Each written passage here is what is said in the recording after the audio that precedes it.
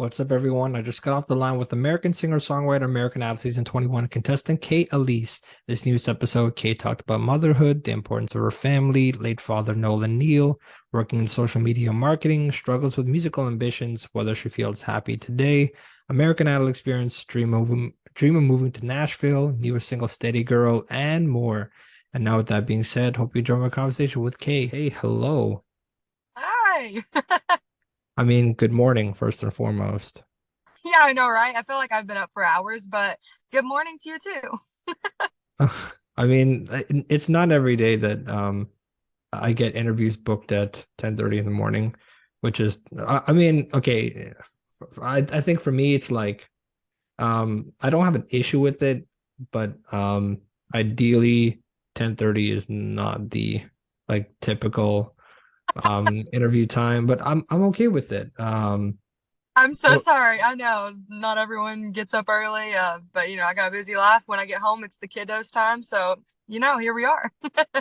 no, I totally get that. But before we dive into anything, I feel this is important to say, as a podcast that kind of or mostly talks about country music and talks about Nashville and talks about people of that area.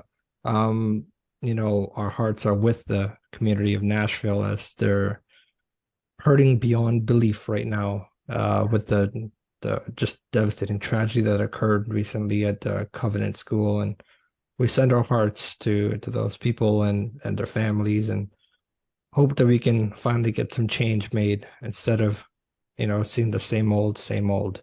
And so as we move with heavy hearts, I need to first and foremost talk about you are a mother of kids, and how much does that kind of now affect your relationships with your kids, and how do you kind of tell them about these things? So I think as of right now, they're 3 and 2, and so they have no idea. Their world is pure joy and bliss, and they love mommy and daddy, and they love their lives. And this is something like growing up, I've seen so many school shootings, and I actually, on my memories yesterday, popped up that I was talking about a few years back, like how my heart was broken for another school shooting. And it was crazy to me that it popped up yesterday. And I was just filled with tears because I cannot imagine what these parents are going through.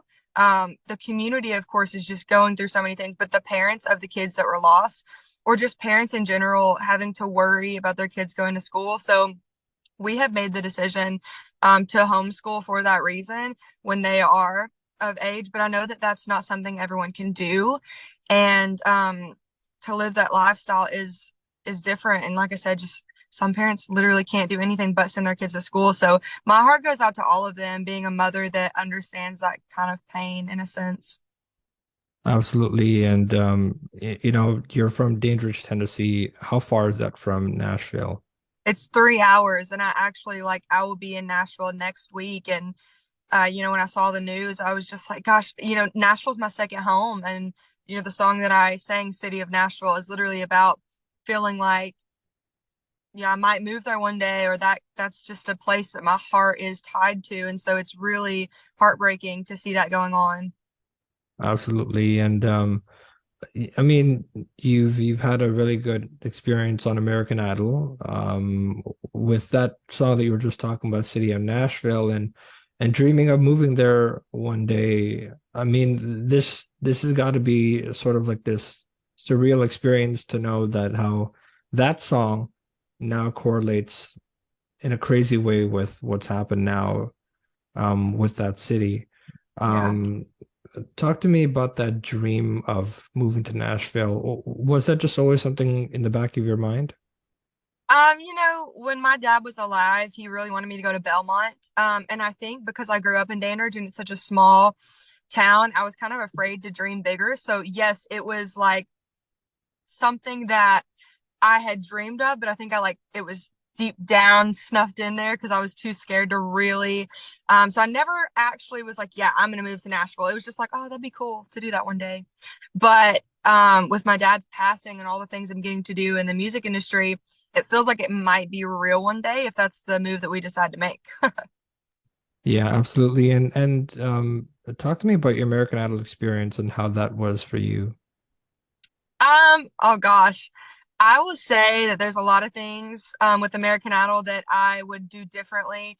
My dad was on The Voice and America's Got Talent, so I kind of know how those shows went, and I didn't know if American Idol would be different or the same. It is very different.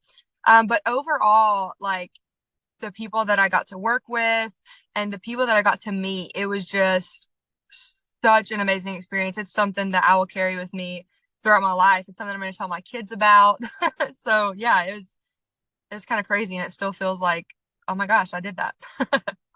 Yeah, absolutely. And Katy Perry was one of the ones that really believed in you, and said that you had something in there.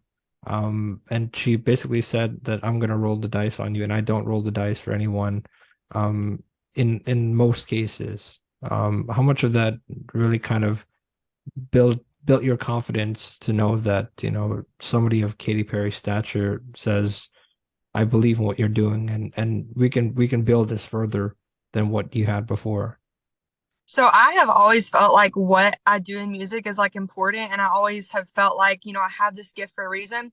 But to know that, like, not just Katy Perry, there's a lot of stuff they didn't air, but like Lionel, Luke, and Katy Perry all said, that they loved the tone of my voice, that not only that, my songwriting, Luke even said, I feel like you've got something to say. And I don't know, I can't remember if that was aired or not. Lionel was like, you just need to gain your wings and soar.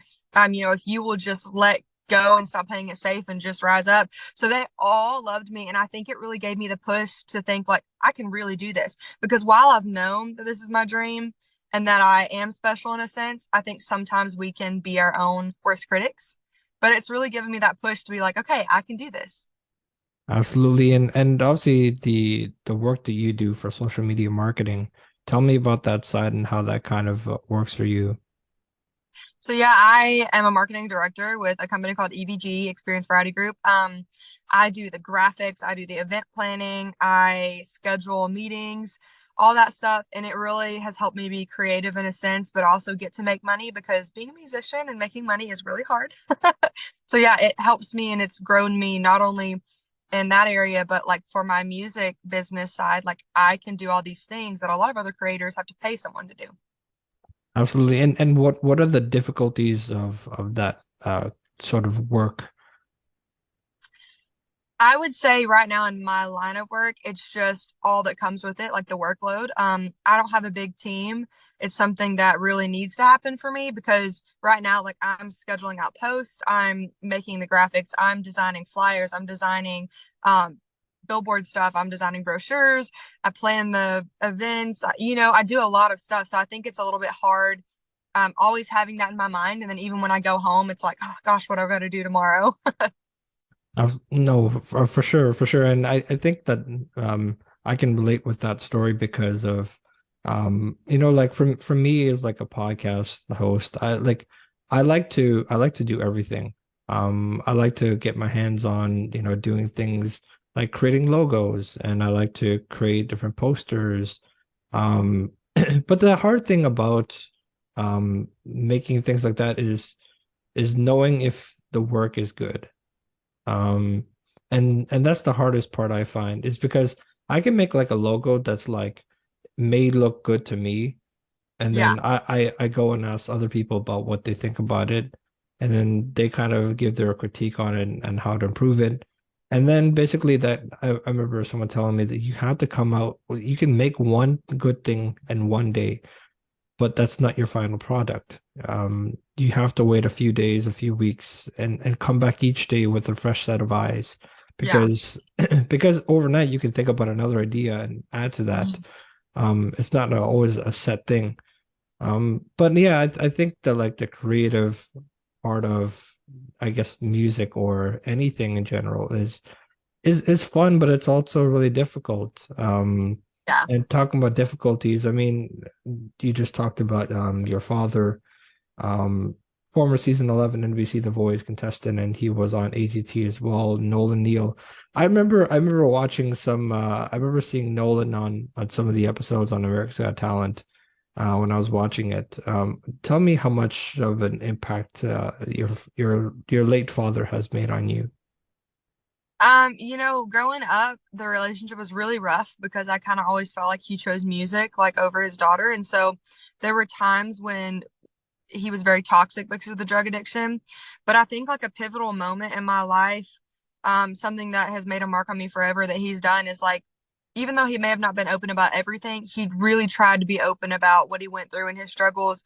And, when my dad passed and I started sharing about the grief and I started writing songs and just writing in general, so many people that don't even know me were like, wow, she's using her dad for fame. Like, how rude to talk about when he's gone.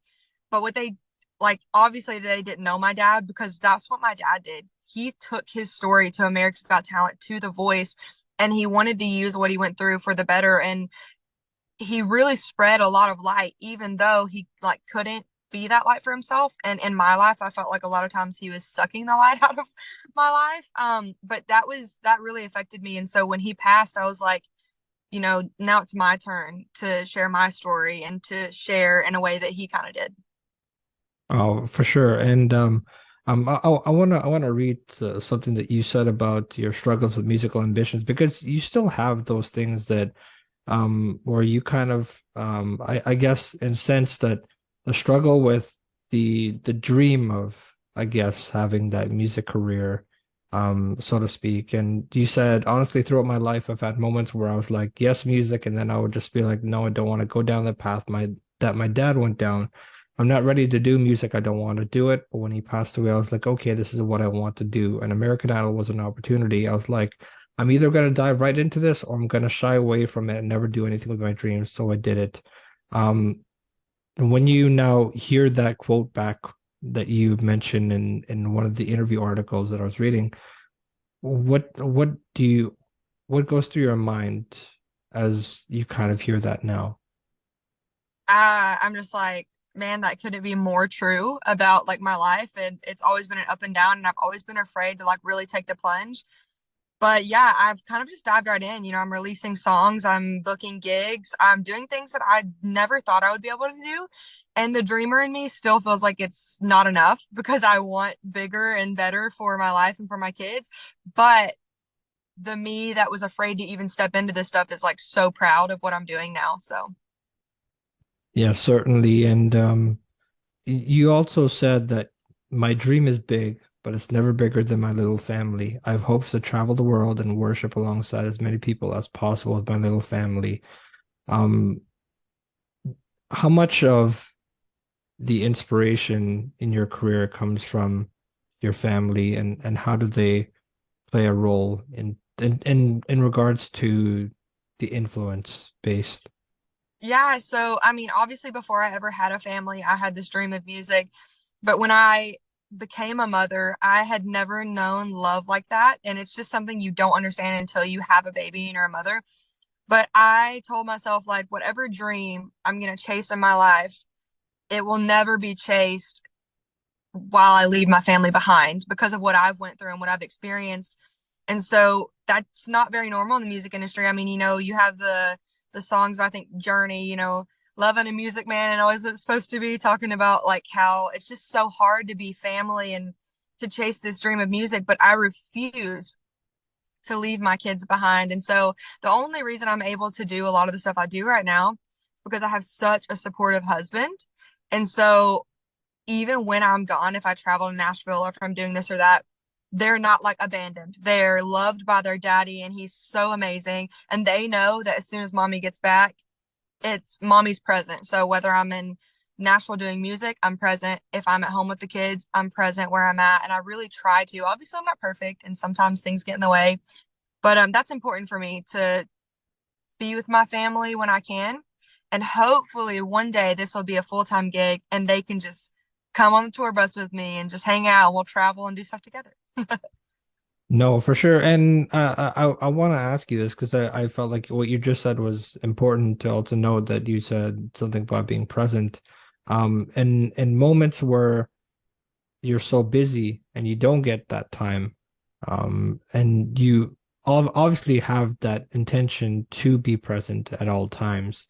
But when it doesn't happen, when you're just so busy on the road and doing other things that take away your attention, how do you still maintain that presence? I mean, I think it's by just being consistent when I am present. That they know like mommy's character, they know what mommy's gonna do when she gets home. I can like even though my kids are 3 and almost 2, when I go places, I'm not just like, okay, bye. I'm like, hey, mommy is going on a trip and mommy's gonna do some music. Mommy's gonna call you every day. Like I just really keep them in the loop, even though they're young and some might say like they're not even gonna realize it. But I believe that's a big part is just always making sure we're on the same page as a family. And then just making that time worth it when I'm with them. Absolutely. And as we're wrapping up here, I want to ask you about your new single, Steady Girl. And you said when it says Steady Girl, keep your love, it's not saying hold it inside. It's my reminder to you to keep your love, keep your big heart. Don't change a thing about your loving spirit. Don't let the pain in life crush you and take away what makes you you. So steady girl, keep your love. The best hearts are the ones people try to mess up. And I feel like those like lyrics are so poignant and so relatable to what's happening today. Um, and so take me through that creation of that song and how that kind of came to be. So actually, the song was written about someone I don't even know. Funny story, my friend that I was close with at the time was just telling me about the struggles of her friend. You know, she was heartbroken over what her friend was going through, and her friend was really just going through like I think she'd been cheated on, and her mother like had cancer, and was she was going through a lot. And as my friend was telling me this, I'm such a deep feeler and I have so much emotion. So I was literally crying for her. Like I was just sobbing. I could feel like in the first lyric it says, I don't know her pain, but I feel it in my chest. I could literally feel in my chest like what she was walking through.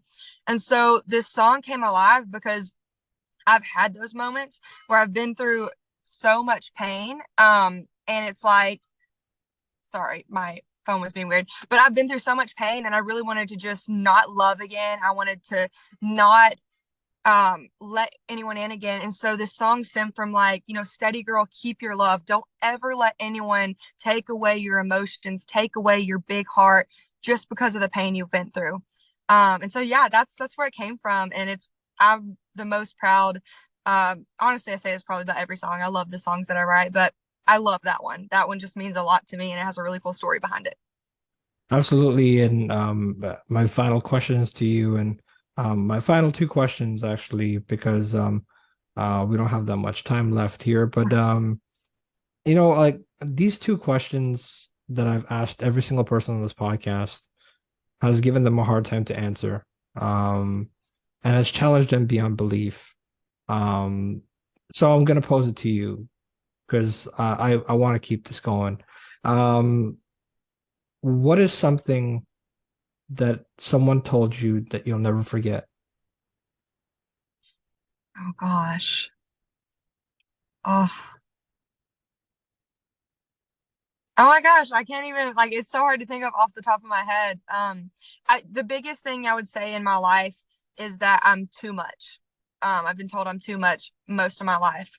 You know, my emotions are big. I'm a loud person. I'm bubbly. So almost at every season of my life, there's been someone speaking into me that you're too much. Calm down. Stop being so emotional. Stop crying. And that is something that has affected me my whole life, but it's my biggest superpower that I'm too much. Because I pour all of my too much into everything that I do. And I think that if I'm too much to someone, that they should go find less, in the words of Elise Myers. So yeah, that's the answer to that one. Yeah, and my last question to you, if you were to play a song with anybody who is in heaven right now, who would it be, and what song would you play? I mean, immediately my dad comes to mind. Obviously, there's some superstars that I really look up to and stuff like that have passed away. But for sure, my dad, because that's the one thing we connected on. And I think the biggest heartache I've experienced is knowing I never get to record another song with him. I never get to write another song with him. So it would be my dad. That's what I would choose over any other person. For sure. And actually, my last question, I had this. Um, what is the most powerful, immersive, out-of-body experience in music? Just in general, or like that I've ever had. I mean, yeah, it definitely could be a most out of body experience that you've ever had in music. Most out of body experience I've ever had has been like during worship. You know, one of the things for me that are important are when I'm going through pain and seasons of life, it's easy to want to shut down, but I choose to put that pain in lamenting worship. And so just out of body experience, feeling the love of Jesus and just actually feeling like he's wrapping me up in all this pain and being able to release it, that for me is like, music is relatable whether it's about the Lord or not, but that's just such an intimate thing for me. And that's where I've experienced the most healing in my life is through music and through the Lord. So, For sure, for sure. And are you happy? yes, I am joyful. I am going through a lot of stuff right now. I am financially going through stuff. I am spiritually and emotionally going through a lot. Yesterday was a really rough day for me, and I actually had to get my tooth pulled as well. So this time in my life is literally the hardest thing I've ever walked through. But I am so grateful that I have my little family, and I'm grateful for the things that I do have. So yes, I am full of joy, even in the midst of all these trials that I'm going through. Absolutely. Well, it's the end of our time here together, but thank you so much for chatting with me. I had such a blast to talk with you and really explore your musical and your artistry. To the listener who made it this far into the episode, thanks so much for sticking around. I hope you enjoyed my conversation with American singer-songwriter, American Idol Season 21 contestant Kay Elise. If you want to connect with Kay, you can connect with her on Instagram, Twitter, Facebook, TikTok. And you can find all of her social handles in the description below, which I will provide. You can also stream her music on all streaming platforms, including on YouTube. To help support my show, please feel free to share with family, friends, or on social media. You can also find me on all podcast platforms. I've been your host, Jigme Kelsang. Thanks for tuning into the show.